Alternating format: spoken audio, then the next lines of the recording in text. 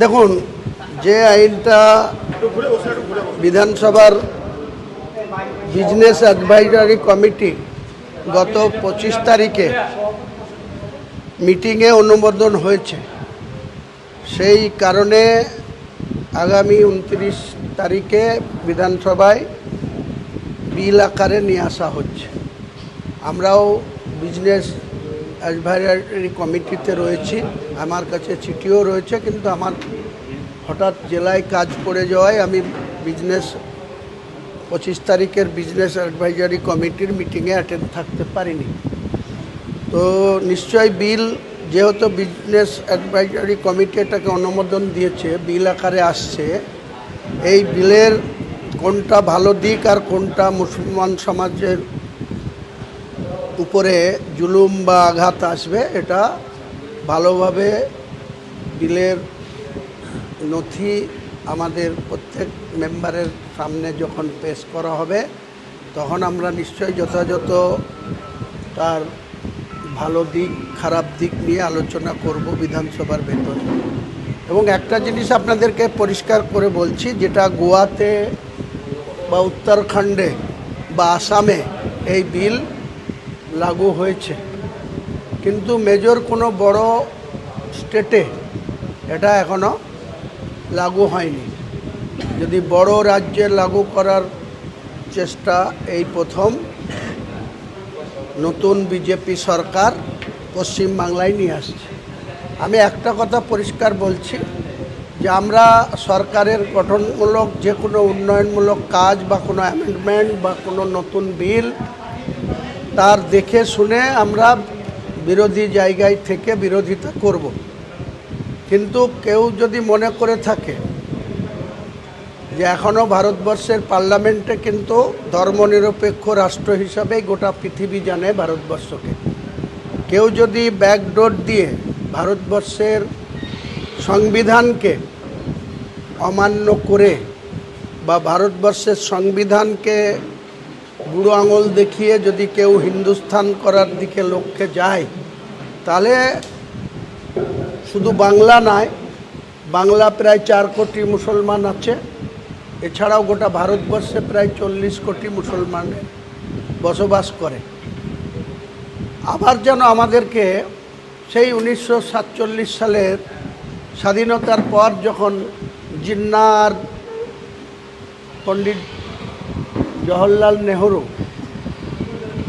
ধর্মের ভিত্তিতে যে পাকিস্তানের ভাগ হয়েছিল, বা ইন্ডিয়া সেই সময় পাকিস্তানের জন্ম দিয়েছিল, জিন্নাহ আলী ভুট্টোকে পাকিস্তানের চেয়ার দিয়েছিল, আর পণ্ডিত জওহরলাল নেহরু ভারতবর্ষের প্রধানমন্ত্রী হয়েছিল।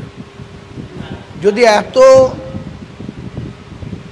অসহিষ্ণুতা বা সাম্প্রদায়িকের দিকে আগায় দেশ, আগামী দিনে ভারতবর্ষের কি পরিস্থিতি হবে? আমার থেকে অনেক গণ্যমান্য ব্যক্তি আছে, বিশেষজ্ঞ ব্যক্তি আছে,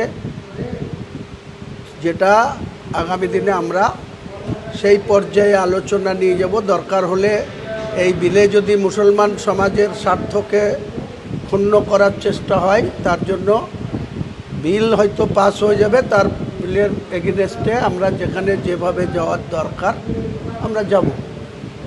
এবং শেষমেশ সেটা কোন জায়গায় গিয়ে দাঁড়াবে সেটা ভবিষ্যৎ কথা বলবে। কিন্তু একটা কথা পরিষ্কার, যতক্ষণ আমাদের জীবন আছে, আমরা বেঁচে আছি, আমরা ইন্ডিয়ার যে সংবিধান, ভারতবর্ষের যে সংবিধান, সেই সংবিধানকে আমরা সম্মান করি, সংবিধানকে আমরা মান্যতা দিই। কোনো রাষ্ট্রবিরোধী কথা আমরা বলছি না, বলবো না আগামী দিনে। কিন্তু ভারতবর্ষের সংবিধানে অমুসলিমদেরও যে অধিকার আছে, মুসলিমদেরও সেই অধিকার আছে। সেই অধিকারকে খর্ব করার চেষ্টা হলে কোনো মুসলিম চুপচাপ বসে থাকবে না, রাস্তায় নেমে যেমন আন্দোলন হবে, জুডিশিয়ালের সর্বোচ্চ জায়গাতেও সেটা চ্যালেঞ্জের জায়গায় আমরা যাব।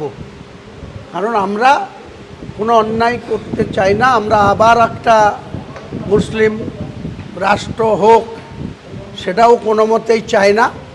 ভারতবর্ষের সম্প্রীতি বজায় থাক, ধর্মনিরপেক্ষ রাষ্ট্র থাক।